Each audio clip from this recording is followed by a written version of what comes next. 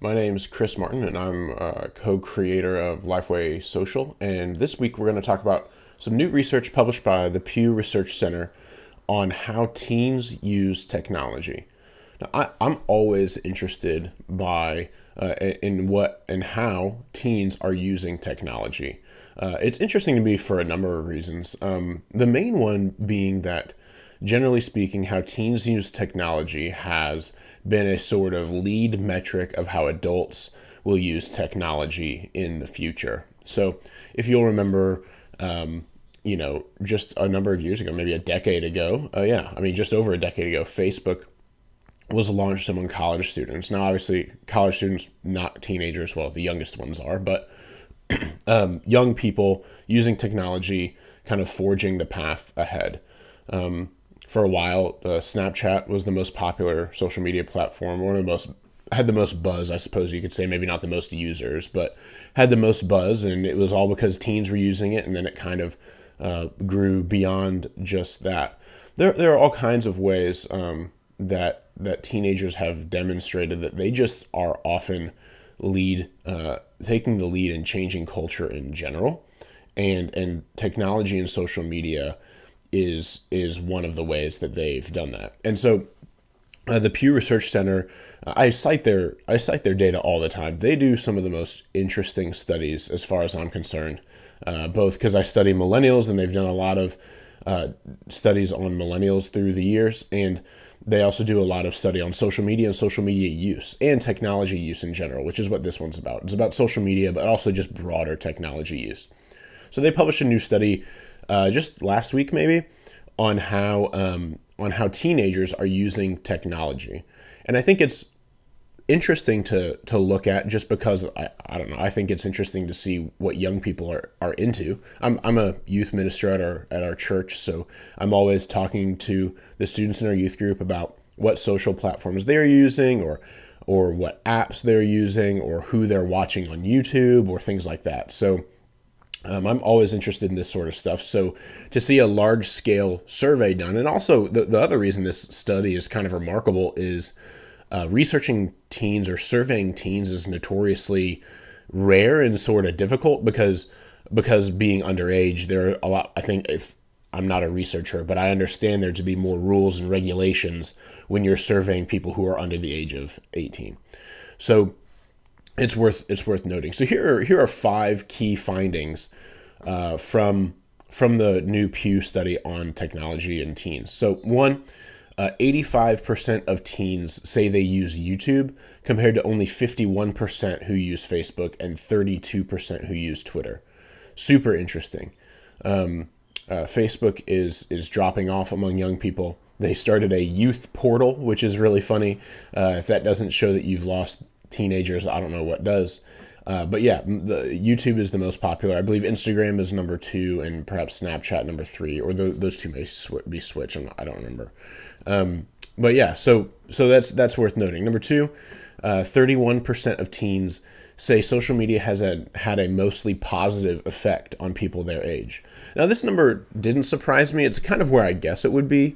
45% of teens said social media has had neither a positive nor negative effect. So the largest percentage believe it's neutral, which is what I would think. And then 24% of teens say it's had a mostly negative effect. So the sentiment about social media among teenagers is more positive than negative, but it's largely neutral, which is important. I think that would probably reflect. I haven't seen a national study done asking this question among all social media users recently, but I would imagine most people would, beyond just teenagers, would probably shake out around the same on this. Most of them thinking it's kind of positive, kind of negative, with some maybe trending toward positive, though maybe among avid social media users it would trend negative. It's certainly trending negative. Social media is having a more negative sentiment in my life recently, just because I've seen so much negativity on it. Number 3, 45% of teens say they're online almost constantly, which is up from 24% just 4 or 5 years ago in 2014. Almost constantly is kind of vague. I mean, the next most frequent option was several times a day. So I guess almost constantly should be interpreted as more than just several times a day. But what does it look like to be online for almost constantly? Well, I think, I mean, I work in social media, so I'm on, like, if I'm not online, I don't know what I'm working on. I'm usually online when I'm working, so I'm online almost constantly when it comes to work and all of that. I try to keep off as much when I'm not. But for a teenager, it conjures the image, and I included this in the blog post I wrote, which I'll link in the description. It conjures the image of teens, sitting in a chair or in the car or whatever, looking down. I've got my phone here. This is online almost constantly is this image everywhere, at the dinner table, on the couch, on the bus, whatever else. But I think it's important. A lot of times teenagers or young people in general get derided for being on their phones all the time, or always trying to post on social media or whatever else. They're so obsessed with themselves. They're so self-interested. All they ever want to do is post selfies and chat with their friends and all that kind of stuff. And I agree that obviously there is a problem with teenagers constantly wanting to be interacting on social media, or on their phones in general, whatever that looks like. But I think it's important for us to kind of stop and understand there may be an alternative story going on as well.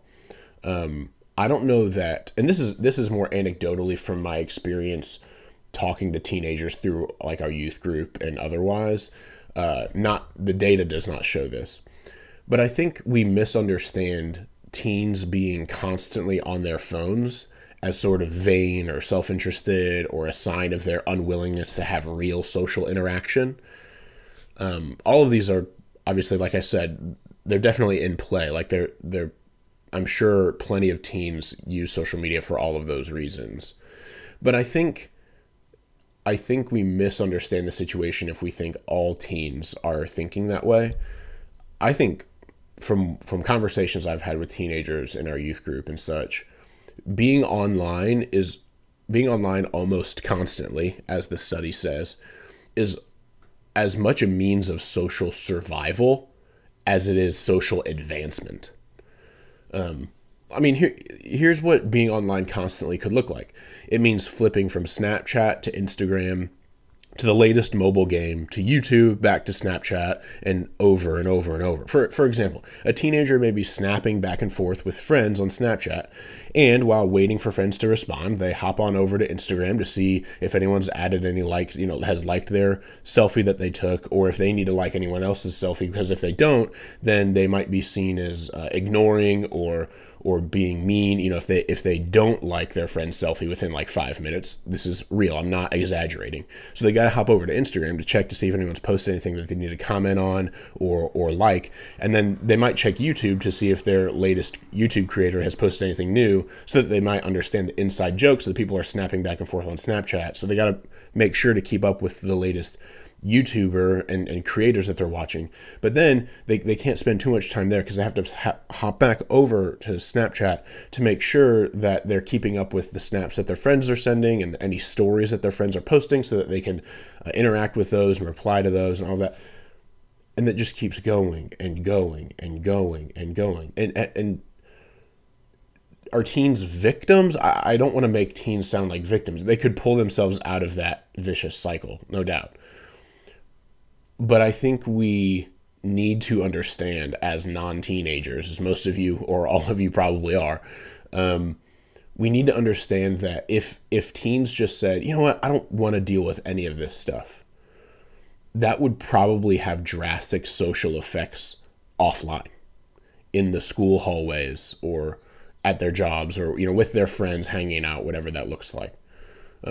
So just that's a kind of anecdotal note on teens being online constantly, that we need to understand that it's not necessarily because they want to. Next, 97% of teen boys play video games.